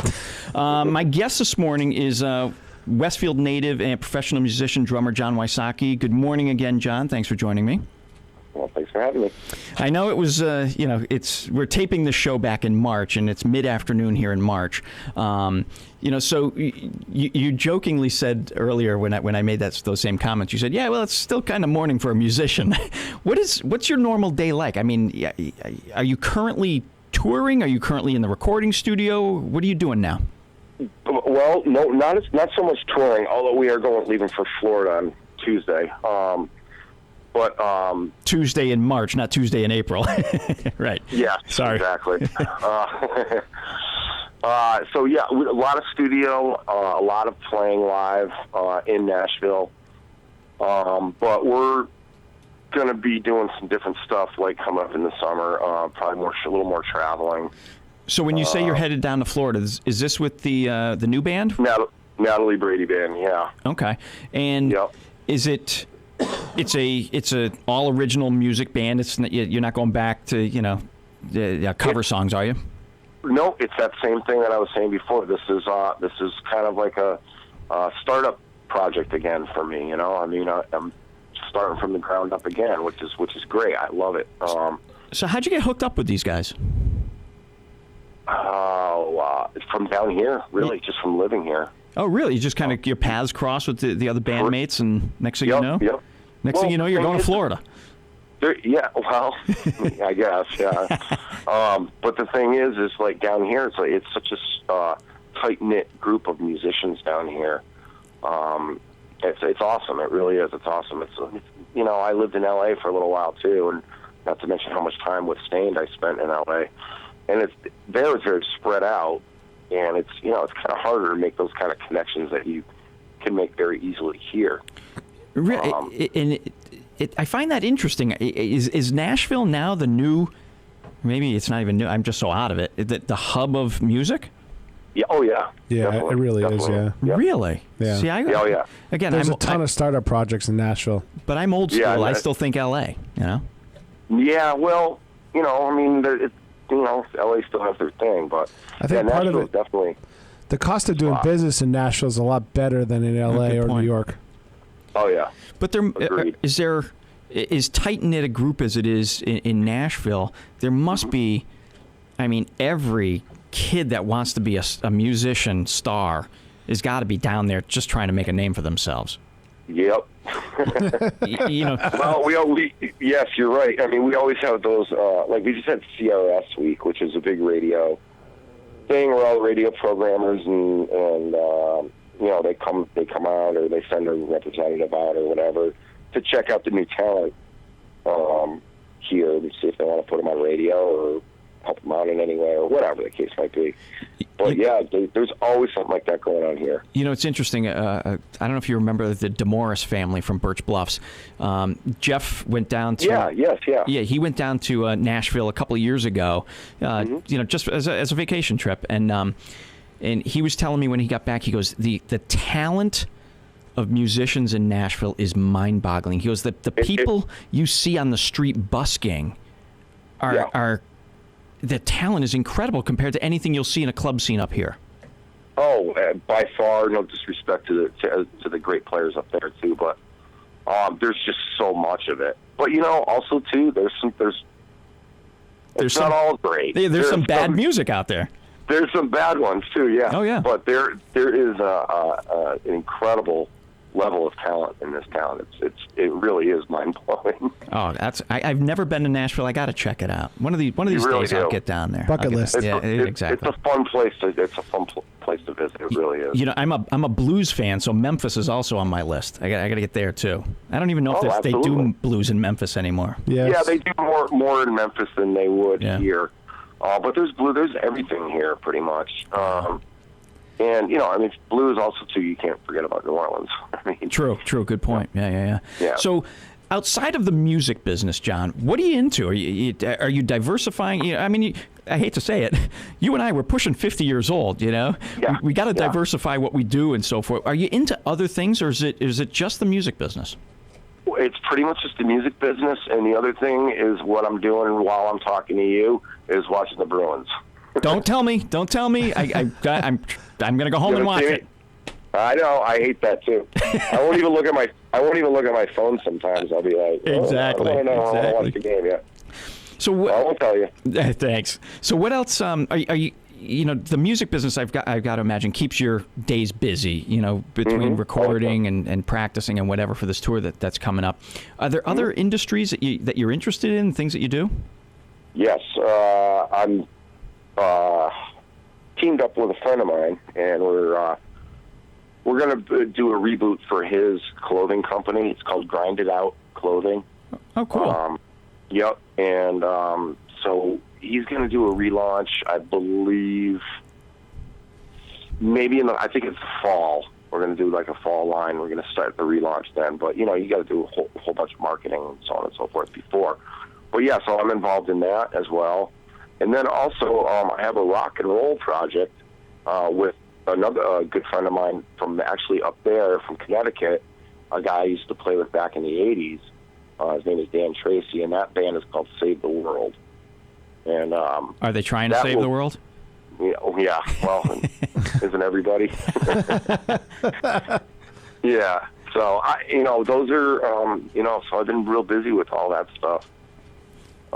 Excellent. Yeah. And early on in the show, you know, we talked about family life and so forth. You said, do you still have any family left in the Westfield area? Yeah. Oh yeah, I do. I have my folks live at the Cape. They've been there going on like 15, 18 years, something like that now. Oh wow! How come they relocated to the Cape? They just like that whole Cape vibe thing. I think nice and quiet. Yeah, especially this time of year. Except for no, in the summer it's pretty crazy. Oh yeah. Yeah. It's interesting because I know a few parents of our parents' age who have within the last 20 years opted to move and live full time at the Cape, and they love it down there. It's just granted between Memorial Day and Labor Day it can get kind of crazy, but the other 9 months of the year they say it's phenomenal. Yeah, very true. Do you ever make it back to Westfield at all or no? Occasionally I do. Well, I still have really good friends back there, back at home. Now, do you foresee the new band traveling up here to the Northeast at all on a tour? Yeah, yes, I absolutely do. I've actually talked to a few people who are promoters and people that put on events and things of that nature, and eventually we will be up that way. Speaking of the new band, you're heading out. You said you're heading to Florida this coming week. Is it a tour, or are you just going to go out, like you play a club or play a venue to sort of get the kinks out of what you've been working on? No, we're pretty polished. But no, it's spring break down there, which... Oh, that's right, yeah. Spring break week, right? That's right. That's why we're here in the studio, because there's no students around. If you want to get your name out there, now is the time to do it, because there's plenty of... Everybody needs entertainment. I mean, all these hotels and resorts and all that kind of stuff. Where are you guys going to end up down there? Panama City Beach. Oh, yeah. Nice. Right to ground zero. Exactly. I was just going to say, it's kind of like the hub of... Wow. Now remember, John, you're 49 years old. You're not a kid anymore. Yeah. As much as we try and think so, it's hard getting up the next morning after a night like that. You're not kidding. Too funny. So now I can't do it like that no more. I know. As much as we want to and we try to, it doesn't work anymore. That's funny. That's funny. No. So, what else anything we missed, we didn't talk about in the last hour that you think that we should wrap up the show with? Ooh. I think we covered it. No. We covered a lot. I think we covered a lot of it. Yeah.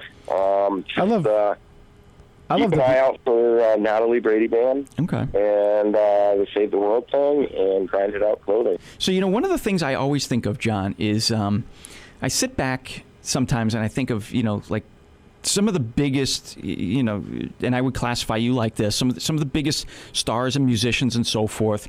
Mm-hmm. We only think of you when we see you in concert, or on the radio or on TV or something like that.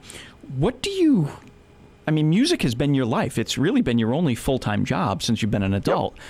Yep. How do you fill your time? I guess is a good question. When you're not on tour, what else are you doing?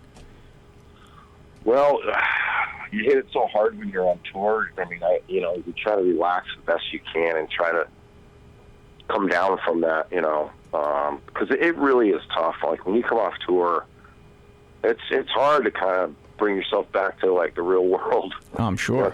It takes a minute, It's almost being like a professional sports player. Where the off season, you really need to wind down and recharge and then come back, right? That's exactly what it's like. Yeah. And everyone has their own ways of doing it, and then some people never figure it out, I guess, whatever. Right. But you end up, for lack of a better word, playing hard while you're out on tour. That you got to come back and kind of, get back to ground zero. And you're like, all right, I got to stop doing that for a few weeks. Yeah, pretty much. Very good, very good. Well, John Wysocki, professional drummer, musician with roots from Westfield, thank you very, very much for joining Pete and I on the radio show. I really do appreciate you giving me the time. It's great catching up with you. Maybe I'll see you on the school bus, and like I did 40 years ago.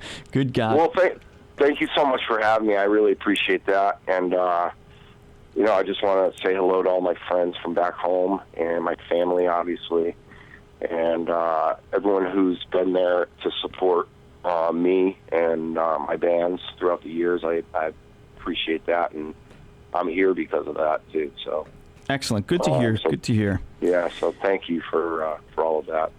Very good. John, again, thank you very much. Ladies and gentlemen, thank you for giving me 2 hours of your time this morning. Hopefully you learned a lot from our two local people who have gone on to bigger, better things. Chaunty Spillane, who's an actress, and John Wysocki, who's a professional drummer. I will see you on the radio next Thursday morning. Have a good day.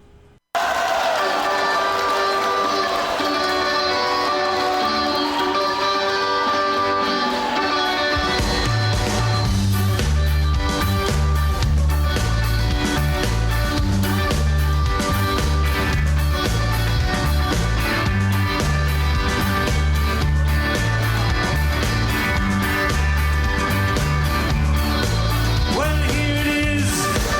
My time has come.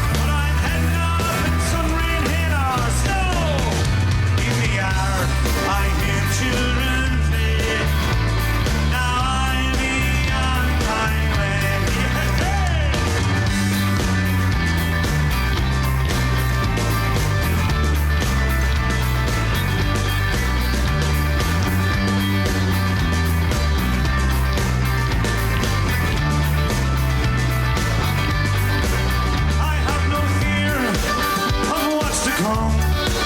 Much bigger and better days is strong. Somewhere warm and safe to stay. Now I'm being on my way. You might think you need my love, but I can't give you half it now. You deserve the warmest, purest rain. Now I'm being on my way. So let's finish my storm.